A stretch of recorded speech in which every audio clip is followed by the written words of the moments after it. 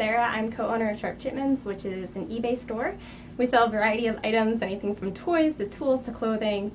Today I just wanted to give you a quick warehouse tour. It's a mini warehouse, and just go over my 5 favorite tools that I use for listing items.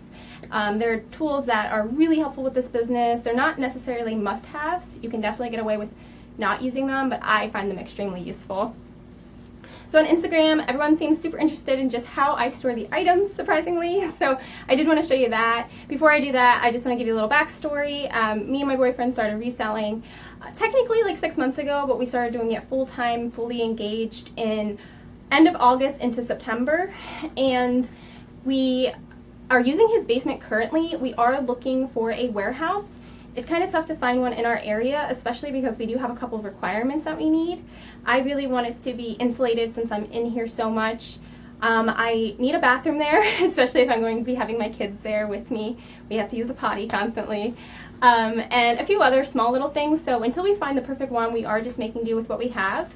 We have over 500 items listed on eBay. Well, that's how many listings we have, but we have technically like 700 items up there.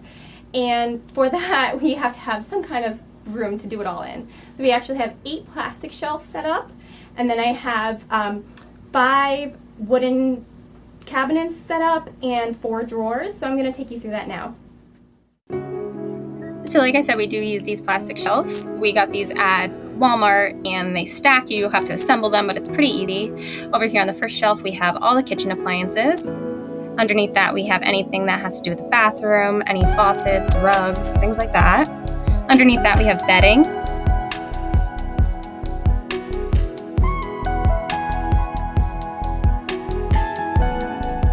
Over here is actually broken items, things I have to call the manufacturer for or see if I can get new parts for.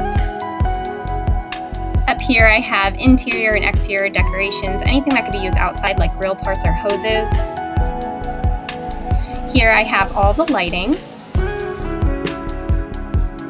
Down here is industrial items, so things that businesses could use. Underneath that are pumps and motors.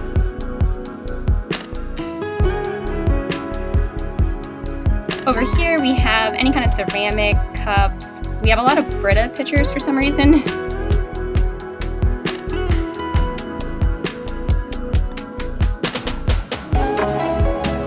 And then down here we have more kitchen appliances. We do accumulate a lot of these, and they are slowly going. And then down here we have any kind of household appliances like phones, neck massagers, things like that.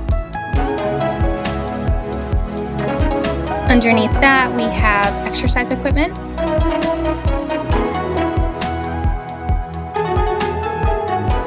And then up here we have all of the kids and baby items. We have some figures, lots of games on the middle shelf, and all kinds of baby items like diapers and bouncers and high chairs. This shelf is definitely the messiest because my kids like to get into it often. Up here we have the small electronics shelf. I have lots of phone cases and tablet cases, a bin of batteries, and then we have vinyls, video games, and movies on this shelf.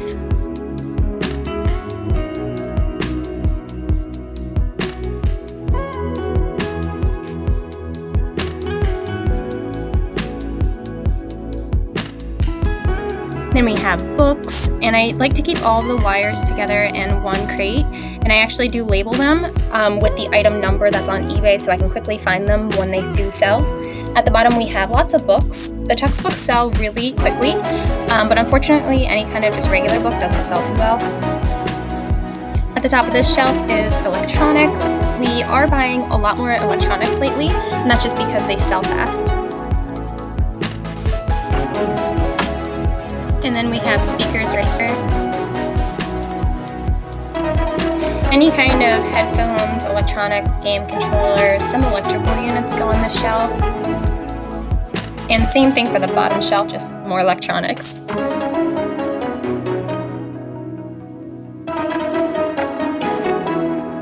Moving over here, this is where I store all of the shoes. A lot of the shoes do have shoe boxes, which is great. They fit nice on the shelf. All of these are just extra shoes that didn't have boxes.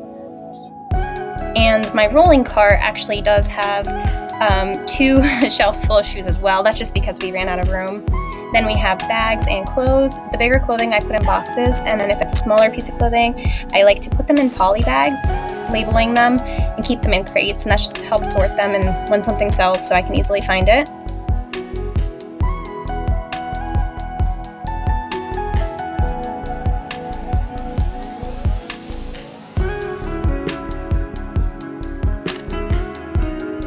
Then over here I have a crate full of filters.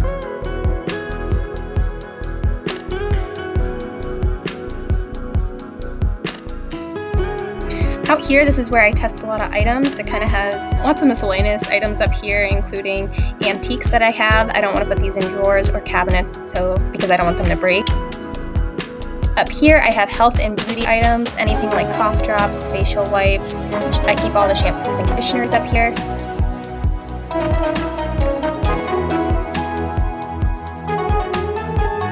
Down below, I have all the pet supplies.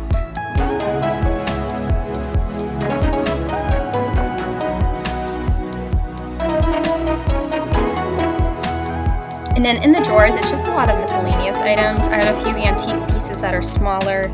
Really anything that doesn't have a specific location for, like this drum head pad. Below the sink, I have a lot of cleaning supplies. I use these to clean the items and clean the workshop. And the sink I use to clean the items, right now I'm working on a pair of Disney Vans.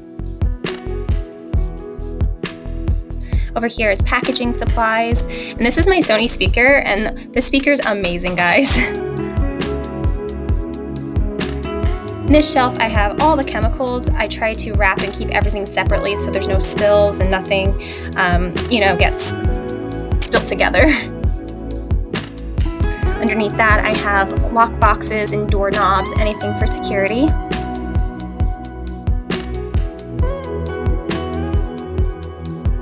In this final cabinet, I have a lot of miscellaneous garage items, automobile parts, a lot of things I don't really know a lot about.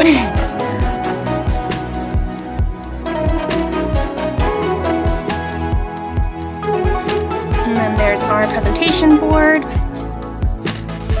And then this is our lighting. This is where I take pictures of the items.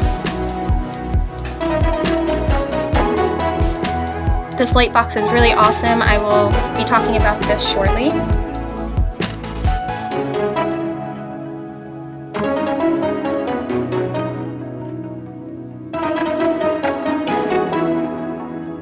And then here I just have a filing cabinet. It has a lot of assorted stuff. It has tape and everything we need for packaging. And then this is where I list items, and it's my office.